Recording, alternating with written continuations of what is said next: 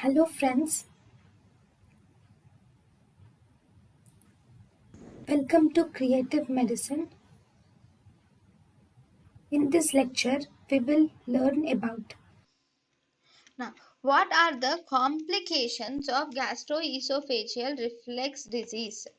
So, what are the complications of gastroesophageal reflux disease? The main complications associated with gastroesophageal reflux disease are esophageal ulcerations are seen in 5% of patients, peptic ulcers is seen in 4 to 20% of patients, and Barrett's esophagus is seen in almost 80 to 90% of patients. So, these are the main complications of gastroesophageal reflux disease. thank you and thank you for watching.